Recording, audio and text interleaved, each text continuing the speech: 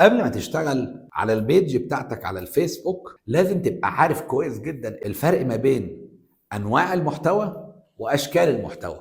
النهارده المحاضرة السابعة في كورس الفيسبوك من البداية للاحتراف. حلقة النهارده مهمة جدا لاننا هنتكلم فيها عن اشكال وانواع المحتوى، وده علشان توصل لاقصى استفادة من البيج بتاعتك على الفيسبوك وتحقق منها وصول بشكل كبير وزيادة للمتابعين بتاعتك. اصدقائي المتابعين في كل مكان، اهلا وسهلا بيكم. انا محمد بهاء بتاع تسويق. لو وصلك الفيديو انزل اعمل لايك، ولو اول مره بتتابعني اعمل سبسكرايب علشان يوصلك كل الفيديوهات والكورسات اللي جايه. في الحلقه بتاعت النهارده مهم جدا ان احنا نعرف قبل ما نشتغل على البيج بتاعتنا او الاكونت بتاعنا على الفيسبوك الفرق ما بين انواع المحتوى واشكال المحتوى، وده اللي هيساعدك في الوصول لعدد كبير جدا من المتابعين وزياده في وصول البوستات والمحتوى بتاعك. تعالوا مع بعض نعرف يعني ايه نوع المحتوى ويعني ايه شكل المحتوى. باختصار بسيط جدا، اشكال المحتوى وهي المتداوله ما بيننا واللي احنا كلنا عارفينها، ولكن احنا ممكن ما نركزش عليها واحنا بنشتغل. ايه هي اشكال المحتوى؟ اشكال المحتوى اللي بتنزل على الفيسبوك البوستات النصيه اللي بتبقى عباره عن بوست مكتوب، كلام نصي مكتوب بدون اي صور او فيديوهات. ده النوع الاول. النوع الثاني الصور او التصميمات، وطبعا في الصور والتصميمات لازم يكون ليها مقاس معين.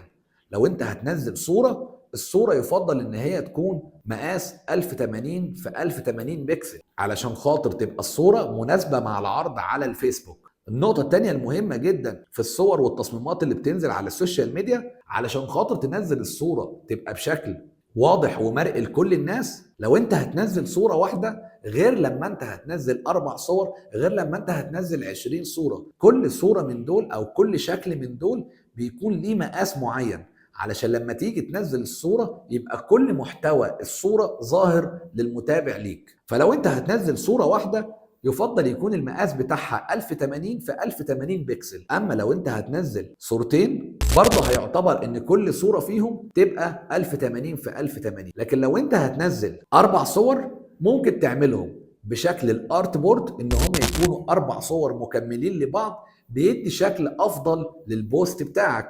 طيب لو انا عايز اعمل 4 صور واخلي الصورة الاولى هي الصورة الغلاف، فبالتالي انت هتعمل الصورة الاولى مقاس 2160 في 1080 بكسل، وال3 صور الباقيين هتخليهم 1080 في 1080، فهيظهر معاك البوست الصورة الاولى غلاف ظاهرة بكامل محتواها، وباقي الصور ظاهرين بشكل مربع. ده بيظهر البوست بتاعك بشكل احترافي اكتر. الكفر ده ما ينفعش غير في 4 صور بس. لو انت حبيت تنزل اكتر من 4 صور فمش هينفع ان انت تعمل صورة الكفر بالمقاس 2160 في 1080. طيب في الحالة دي ممكن تضطر تعمل ايه؟ تعمل اول صورتين في البوست بتاعك مقاس 1080 في 1080 بس تخليهم ارت بورت مكملين لبعض، بحيث ان الكلام لما يبقى الصورتين جنب بعض يبقى ظاهر وشادد الانتباه. ده هيخلي البوست بتاعك بشكل بروفيشنال اكتر وهيحبه الجمهور وهيتفاعل معاه. الحاجة المهمة، لو انت هتنزل صورة واحدة مش عايزها تظهر بالشكل المربع،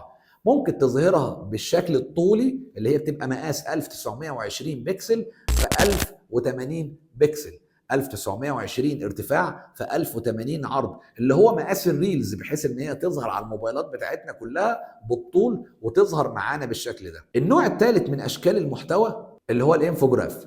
والانفوجراف ده نوع من انواع التصميمات اللي بتنزل على الفيسبوك او على السوشيال ميديا بشكل عام، وبيكون عبارة عن نوع بسيط بيظهر المحتوى اللي انت عايز تقدمه، زي مثلا التخصص بتاعك، زي الخدمات اللي انت بتقدمها، زي المنهج معين او فهرس معين، بتظهره بشكل انفوجرافيك بحيث ان هو يظهر بشكل اسهل للناس، زي الشكل اللي هيظهر معانا دلوقتي على الصورة. بيظهر معانا بشكل مختلف كده وبتصميم وبرسم مختلف للحاجات اللي احنا بنشتغل عليها. النوع الرابع من اشكال المحتوى اللي بتنزل على الفيسبوك وهو الفيديو. والفيديو اللي هو زي الفيديو اللي انت بتتفرج عليه دلوقتي، الفيديو اللي هو بيبقى بالعرض. الفيديو ده بيكون اكبر من 90 ثانية، اكتر من دقيقة ونص، وده انت بتصوره بالموبايل بالعرض بحيث ان هو يبقى ظاهر معاك الشكل بالعرض بالشكل ده.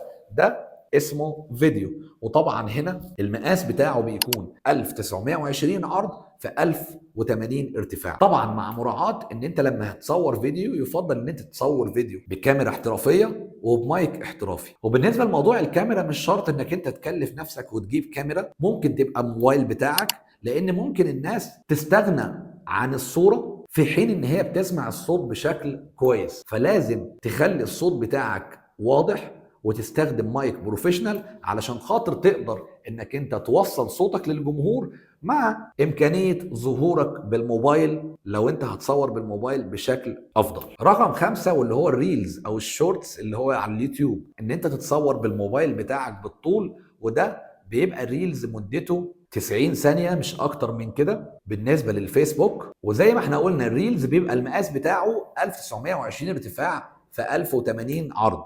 رقم 6 من أشكال المحتوى اللي موجودة معانا على الفيسبوك وهي الستوري. والستوري مهمة جدا إنك أنت تستخدمها معاك في التسويق على السوشيال ميديا، وتبدأ تعرض بيها صور ليك أثناء شغلك، أو صور للتيم بتاعك، أو كواليس الشغل بتاعك او اليوم بتاعك في الشغل. ده بيظهر بشكل بروفيشنال وبيزود الوصول بتاعك على الفيسبوك. وطبعا بيبقى مقاس الستوري زي مقاس الريلز بالظبط، بيبقى 1920 ارتفاع في 1080 بكسل عرض. وطبعا مع امكانيه ان انت ممكن تحط عليها ستيكر، او ممكن تستخدم فلتر معين، او ممكن تضيف عليها ميوزك معينه.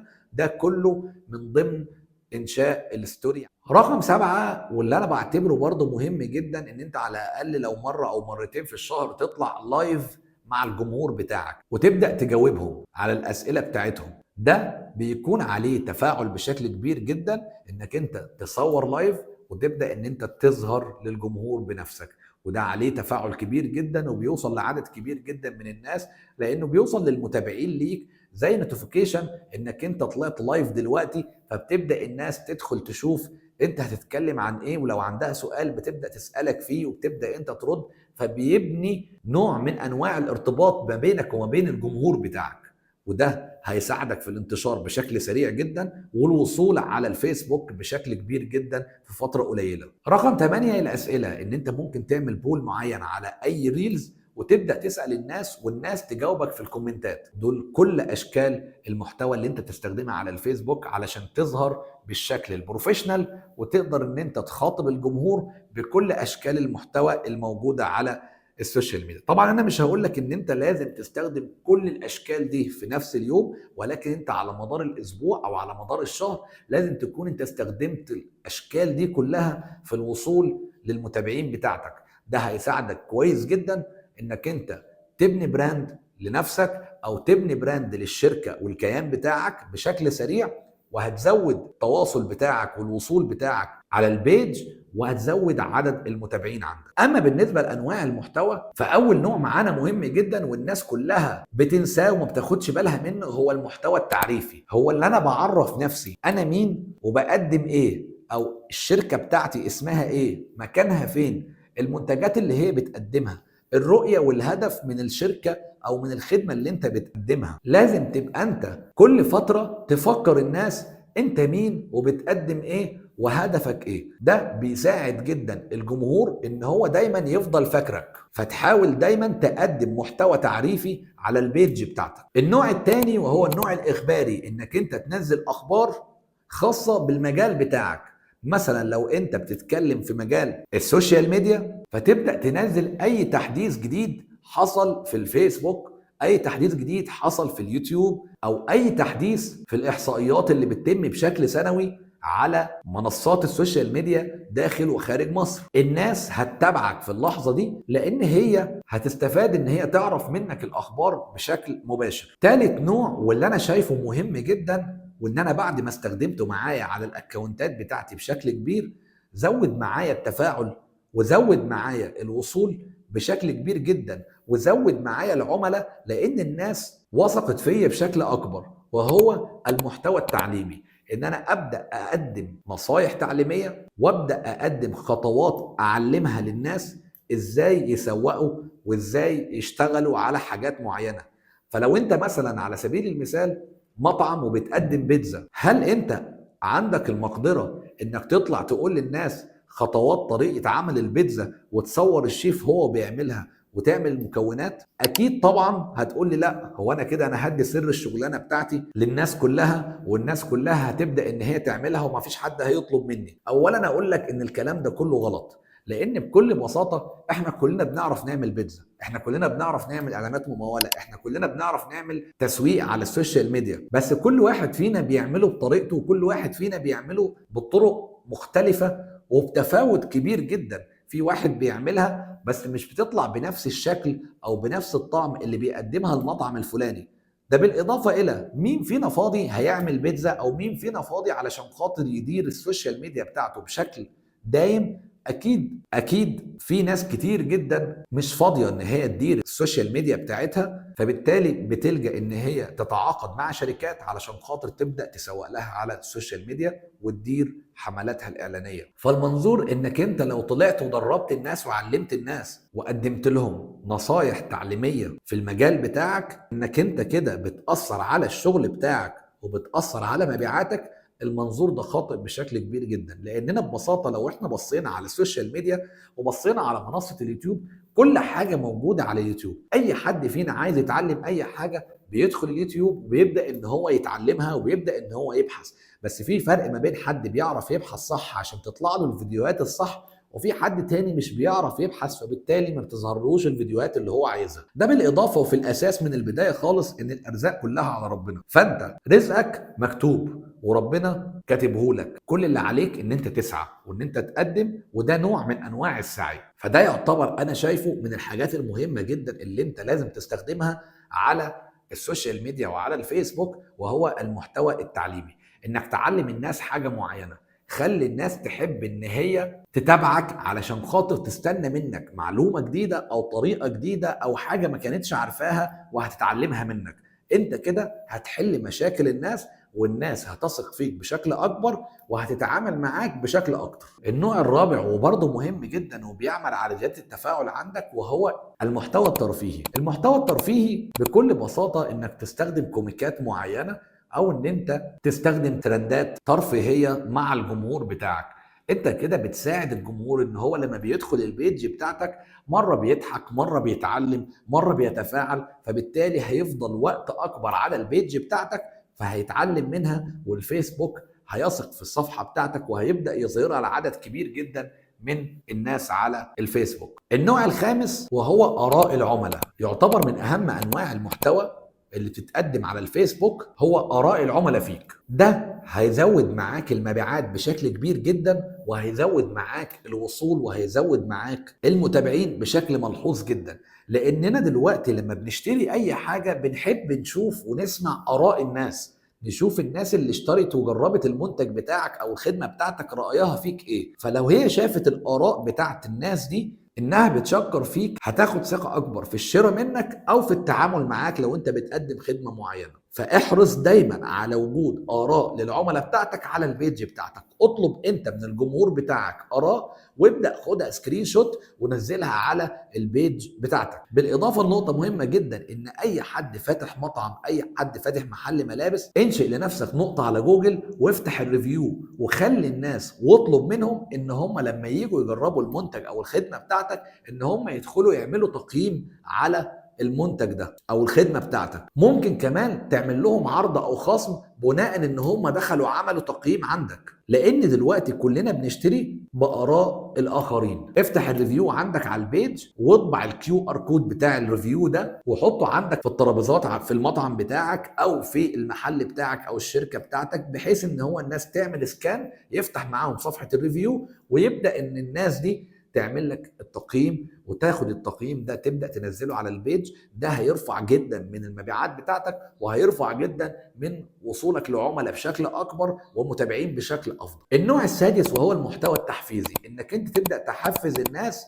ان هي تتفاعل معاك، او ان هي تضيف متابعين جداد ليك، او ان هي تبعت دعوه للاصدقاء، او ان هي تعمل منشن لاصحابهم في الكومنتات. ده هيساعدك كتير جدا ان انت تزود المتابعين بتاعتك على البيج. النوع السابع وهو المحتوى التفاعلي، انك انت تنزل صورة حد مشهور، او ان انت تنزل بوست في مسابقة معينة او في سؤال معين تخلي الناس تبدأ تتفاعل معاك بشكل كبير. زي المسابقات اللي بنشوفها، اكتر حد هيعمل عدد كومنتات، ممكن تلاقي حد تاني بيقول لك اكتر حد هيعمل لايك على كومنت معين، انك تعمل شير للبيج او تعمل شير للبوست. ده كله بيساعد وبيرفع من البيج بتاعتك وبيرفع من الوصول بتاعك. النوع الثامن وهو الاعياد والمناسبات، انك انت تبقى متواجد في كل الاعياد اللي موجوده في البلد بتاعتك. كل ما يعدي عليك مناسبة تنزل تهنئة تهنئ بها الجمهور بالعيد المعين. ده هيفيدك بشكل كبير جدا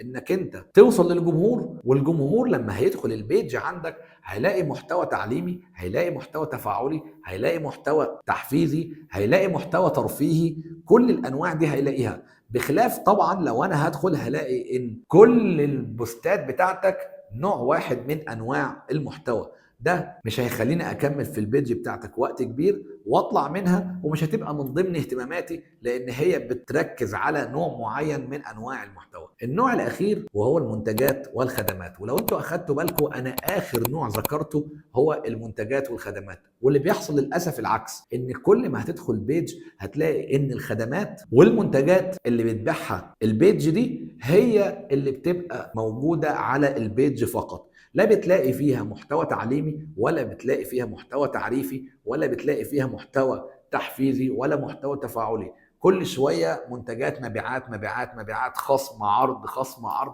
ده كله يعتبر محتوى بيعي. المحتوى البيعي او المنتجات والخدمات بيفضل احنا بنقول اخر حاجة. انت عشان الناس تشتري منك لازم تعرف انت مين، لازم تتعلم منك، لازم توصل انها تستفاد منك علشان خاطر تشوف اراء الناس اللي اشترت واللي هي وثقت فيك علشان تبدأ تشتري منك. ما يكونش همك على البيج بتاعتك انك تنزل محتوى بيعي بشكل مستمر. الناس عمرها ما هتشتري منك طول ما هي ما تعرفكش. عرف نفسك للجمهور بشكل افضل علشان تقدر توصل للجمهور وتقدر تبيع للجمهور المنتج او الخدمة اللي انت بتقدمها. فعلشان تنجح في التسويق على الفيسبوك، نصيحة مني واسأل مجرب، لازم تستخدم كل انواع واشكال المحتوى بتاعك. وبكده احنا وصلنا لنهاية الحلقة بتاعتنا. اتمنى ان هي تكون عجبتكم. بشكركم جدا ان انتوا كملتوا معايا للنهاية. هتلاقيني سايب لك في الديسكريبشن كل وسائل التواصل بتاعتي. لو عجبتك الحلقة دي ما تنساش تعمل لايك، رأيك يهمني سيبهولي في الكومنتات، ولو شايف ان الحلقة دي مفيدة ابعتها لأي حد عنده بيزنس وعايز يبدأ يشتغل على الفيسبوك ويطور من الصفحة بتاعته على الفيسبوك ويستفاد من التسويق اللي هو بيعمله. شكرا جدا ليكم واستنوني في الحلقة اللي جاية.